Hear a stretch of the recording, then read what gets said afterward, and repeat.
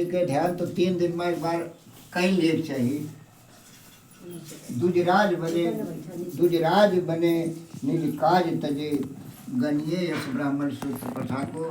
अगर इस तरीके वो आदमी नहीं करता है तो का मनई गिने का मनई काहे लायक ना है। इस तरह से संतादिक ने कहा कि अगर हम कथा कही तो सब कथो अंत सोचबे, कतो ध्यान अंत रहे तो कोई लाभ चौका मिलेगा नहीं।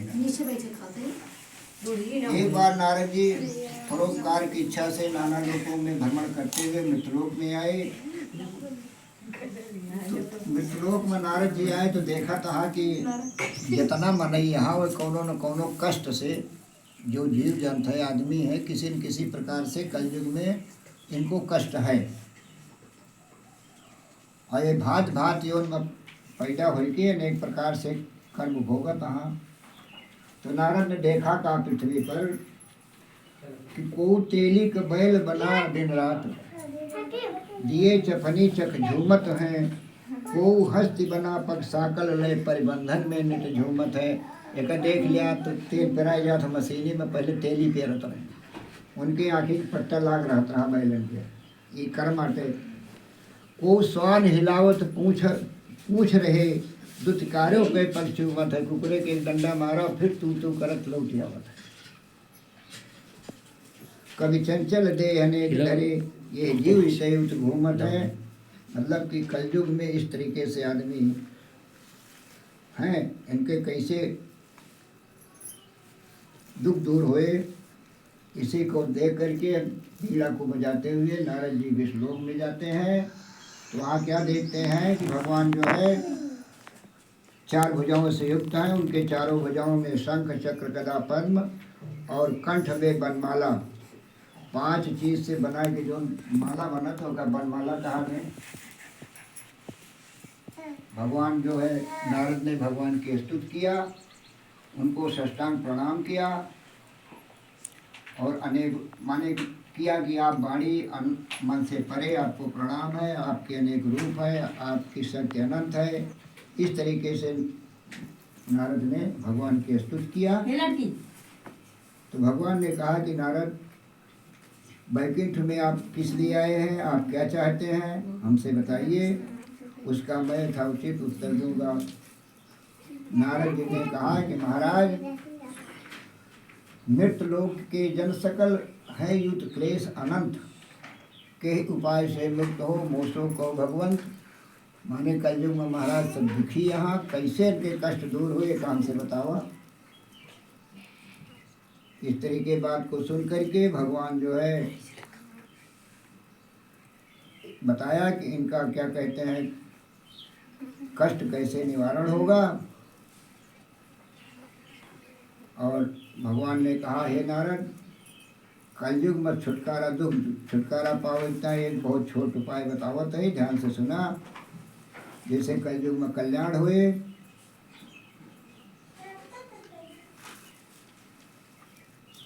एक जो कल्याण बता रहा हूँ यह स्वर्ग और पृथ्वी में दुर्लभ है, वो है भैया सत्यनारायण की कथा। सत्यनारायण माने सत्य होते, सत्य उनके कई नाम है। जो मनुष्य इस व्रत को धारण करेगा उस दुख से छूट जाएगा, सुख को प्राप्त होगा। ये तरीके भगवान ने कहा। तो भगवान नारद ने कहा महाराज इसका फल क्या है, कैसे किया जाए, कौन विधान है, कब करे चाहिए, ये सब विस्तार से पूछा। तो भगवान के नारद की बात को सुन करके भगवान ने कहा कि ये सौभाग्य व्रत संतति और सर्वत्र विजय करने वाला है।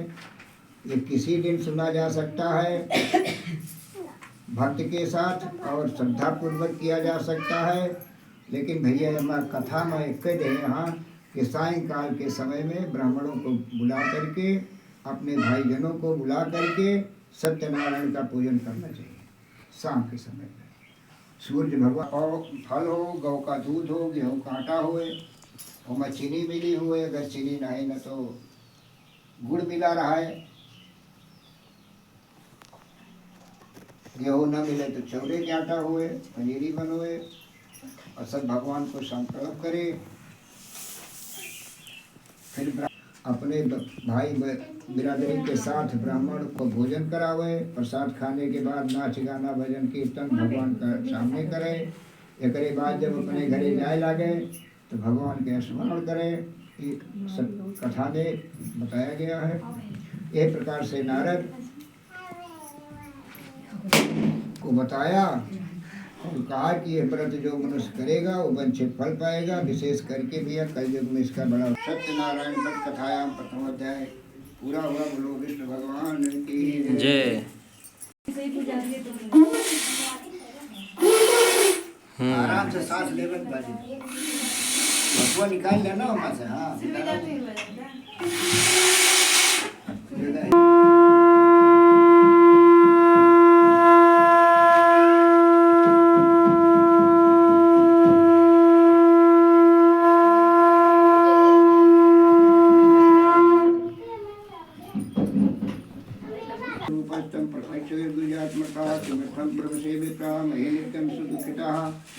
तत्सर्वं श्रोति श्यामा कथस्य सप्तमः ब्राह्मणोवाच ब्राह्मणोऽवति अहं दरिद्रं भिक्षार्थं भ्रमे मयीम् उपाय में जानासि कथय कृपया कथय प्रभो। ब्राह्मणोवाच सत्यनारायणो विश्वो वंचित फलप्रदा तस्य तां पूजना विप्राः पुरुषवर्ततमा यत्कृत्वा सर्वदुःखो मुक्तो भवति मानवा।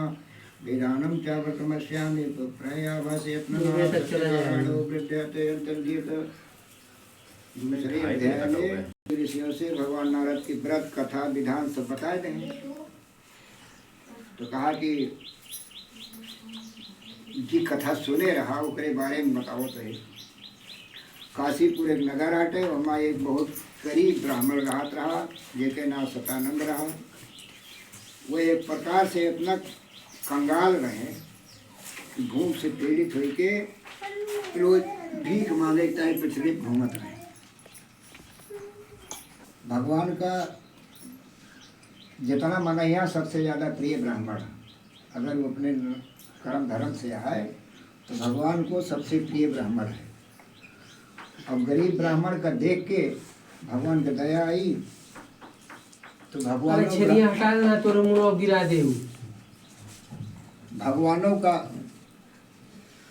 भगवानों वृद्ध ब्राह्मण गुरु बनहु से कमजोर ब्राह्मण बन के मिले। उनसे पूछा था कि भाई बताओ आप क्यों घूम रहे हैं,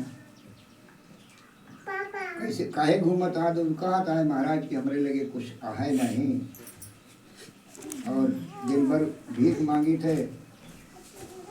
3-4 चीज़ ये है कि अगर ये तरीका हो जाए तो दुनिया में करे बराबर क्यों नहीं क्षुधा सम दुख को। अगर भूख लग जाए तो इससे बड़ा दुख और कुछ नहीं। और नहीं सुख मान समान, सुख हो जाए तो इससे बड़ा मान सम्मान नहीं ना। और नहीं क्रोध सब शत्रु है, अगर क्रोध आ जाए तो उससे बड़ा दुश्मनों क्यों नहीं ना। जन्मे और महान यही सबसे बड़ा कठिनता है। तो महाराज कुछ है ये नहीं ना तो कहाँ करें। तो भगवान जो है ब्राह्मण ने सतानंद ने कहा वृद्ध ब्राह्मण से महाराज अगर कुछ उपाय आप मेरी बात मान करके इस व्रत को धारण करिए। जो मनुष्य इस व्रत को करता है वो दुख से छुट्टी होकर मुक्त को प्राप्त होता है। वृद्ध ब्राह्मण की बात को सुनकर अंत में भगवान ने व्रत के विधान को बताया और वही अंतर ध्यान हो गया। ब्राह्मण देवता सोचे लागे कि भीख मांगे तो अटता ही नहीं रहा, खाएंगे। अब ये भीख मांगत कहीं पहुँचे तो वह नगर में पहुँचे जहाँ कबो क्यों नहीं देता रहा। वो बलाई कर देश के ले जा पंडित भोजन के लिए। तो भाई जब कहा है कि जहाँ पर कृपा राम पे हुई तहाँ पे कृपा करे जब सब कोई। जो भगवान ने ठीक कहा तो सब हुई, नहीं तो क्यों सुने वाला नहीं ना। उस ब्राह्मण ने पंडित को बुला करके कथा का सारा सामान इकट्ठा किया और श्रद्धा के साथ सत्यनारायण स्वामी का विधि विधान से पूजन किया।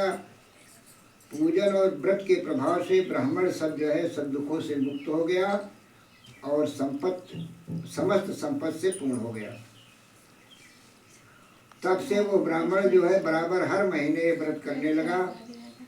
और इस व्रत का उत्तम ब्राह्मण ने सत्यनारायण का व्रत और पूजन किया। इससे वो ब्राह्मण समस्त पापों से छूट करके दुर्लभ मोक्ष को प्राप्त हुआ। जो इस प्रकार मनुष्य उस ब्राह्मण की भांति सत्यनारायण का व्रत करेंगे वे संपूर्ण दुखों से छूटकर मोक्ष को प्राप्त होंगे। इस प्रकार भगवान ने व्रत के प्रभाव से नारद जी से कहा। इसके बाद सूर्य जी ने सनातनी ऋषियों से प्रश्न किया कि हे भगवान महात्म, ये कथन वह कथा किया, अब आगे क्या कहूँ, आप लोग कहिए। ऋषियों ने उत्तर दिया, महाराज उस ब्राह्मण के इस व्रत को के बाद किसने सुना, इस व्रत को किया, ये सारी कथा हम आपसे सुनने की इच्छा है, आप कृपा करके बताइए। अब देखिए, वही ब्राह्मण पहले भीख मांग के कथा सुनत रहा। बाद में वह ब्राह्मण अपनी एक समय अपनी समाओं के दिनों में वो देख रहा है कि वो भिखारी ब्राह्मण एक दिन भिक्षा मांगत फिरत रहा। और आप तो अच्छे घरे स्वामी हो गया है और एक घरे पूजा करता है। ये तरीका ब्राह्मण का समझ दे के लकड़हारा जो ना अजमत तो परिंदे। कुछ देर बाद हाथ जोड़ के ब्राह्मण से पूछा कि आप के पूजा करत हाँ, ये पूजा काला फल है, अब विस्तार पूर्वक बताइए। ब्राह्मण ने लकड़हारे से सत्यनारायण के व्रत के कथा के पूजा के सर सामान के नियम के सब बताए और कहा कि जो कुछ देखा था ये सब भगवान की कृपा से हमरे लगे, हमारे वहाँ कमाई कुछ है नहीं, उन्हें प्रसाद हटे। एक सुन के लकड़हारा बहुत प्रसन्न हुआ और भगवान का प्रसाद खाए, जल पी के अपने नगर की ओर गया। लकड़हारा अपने मन में विचार की, संकल्प की आज हम जो लकड़ी बेचे से पैसे मिले भगवान के कथा सुनत।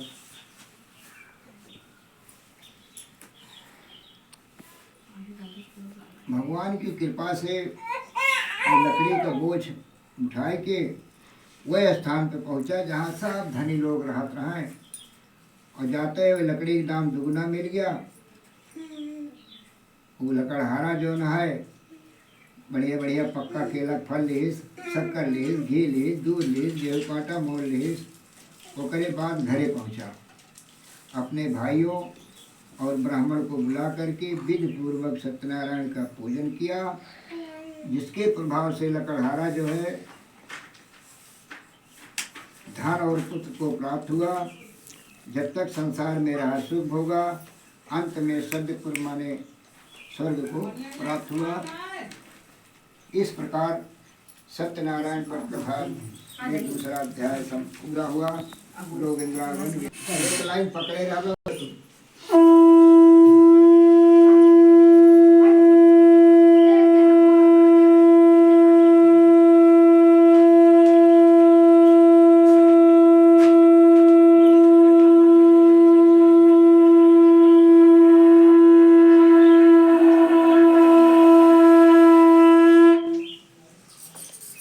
लास्ट में एकदम तेज से हम दे चाहिए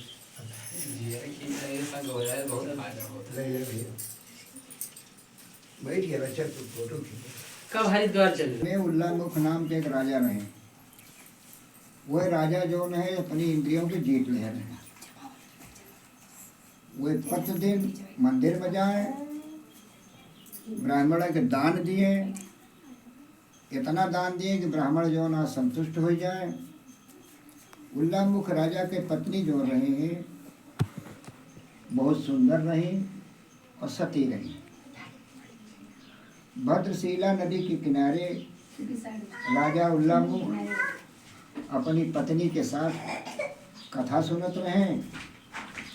वही समय में एक साध बनिया नाम के व्यापारी नाव पर लादे बहुत धन इकट्ठा करके वही ठाई आवा। नदी किनारे नौका लगा दिया और नाव खड़ी करके बनिया राजा के समीप का प्रणाम किए सत्य और देखा था कि राजा जिस विधान से पूजा सुना था पूछे कि महाराज जी पूजा कैसे करा कहा आप हमसे बताओ। राजा बोले हे सेठ, मैं सत्यनारायण स्वामी का पूजन कर रहा हूँ। बंधुओं के सहित पूजन का अर्थ है कि मेरे राज संपदा सब कुछ है, परंतु पुत्र नहीं। पुत्र की इच्छा के लिए ये जो है पूजन हो रहा है। कथा जो जाते दोनों प्रकार से देते हैं। राजा की बात सुन के बनिया कहता है कि ये व्रत के संपूर्ण विधि कृपा करके बतावा, हम व्रत करब काहे से हम लोग कोनो संतान नहीं ना। बनिया की बात सुन के राजा सब विधि पूर्वक कथा बताया। सुन के व्यापार से निवृत्त होकर आनंद पूर्वक घर आवा। साथ जब सेठ घरे आए तो अपनी स्त्री से बताएं कि पुत्र दे वाला एक व्रत था और लाभक राजा के मुख से सुन के आए ही ई व्रत हम अवश्य करब। सेठ तो कंजूस रहे लेकिन सठाई कहीं से नहीं भाई, हम जो है व्यर्थ में धन नष्ट न करब। जब संतान हुए तो पूजा करल जाए। आज यह स्त्री की भाई पुत्र से बढ़ के धन तो है नहीं, और पैसा होए तो सबसे बड़ा तप हो सकत है। यस गे है टकाना तिहार टक टका टकाते जेकरे थैली पैसा ना रहा पैसे पैसे चिल्ला थे। बनिया समझाता है तो नहीं औरत का कहे भाई कहा है कि कंजूस से चंगी चली जाए लेकिन दमड़ी में जाए तो इतना कह के लीलावती चुप हो गई। भाई पतिव्रता स्त्री रही। जब ये संकल्प दोनों प्राणी कैल है तो भगवान के कृपा से लीलावती के 10 गर्भवती हो गई और 10 महीने के बाद उसे एक कन्या प्राप्त हुई। कन्या जो है रत्न के सदृश थी और वो दिन दिन यह प्रकार बढ़े लगे जैसे शुक्ल पक्ष के जरिए। आज तीज है ध्यान और बड़ी दिखाई, चौथ गई बड़ी हो पूर्णवासी बढ़ गई। नित्य प्रति कला बढ़ने से उसका नाम कलावती रखा गया।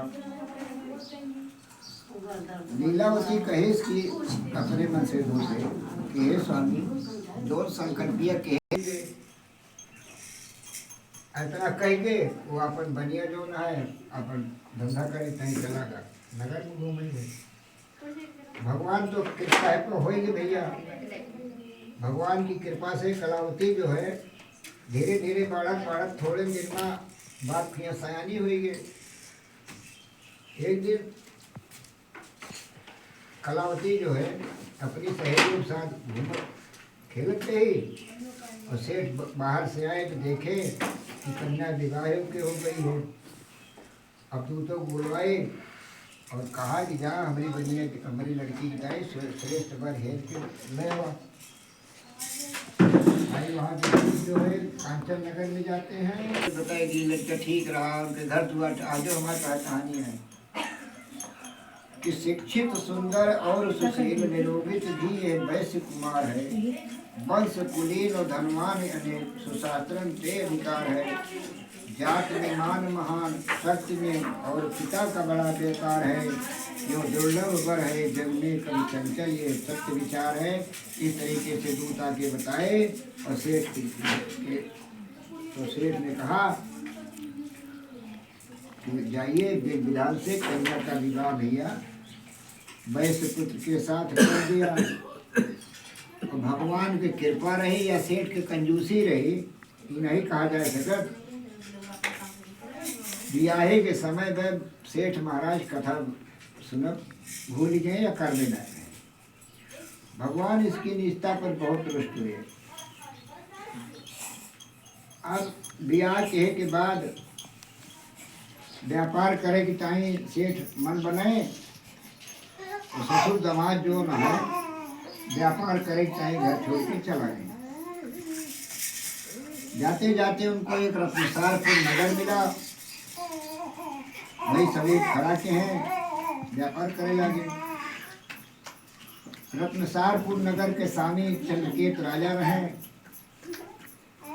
उस समय सत्यनारायण प्रभु ने भ्रष्ट प्रतिज्ञा और बनिया को श्राप दे दिया कि भविष्य में तुम्हें महान दुख होगा। और कहा भाई जो श्राप मिल गया तो एक दिन नदी के किनारे तो नौका लगा के व्यापार करते रहे।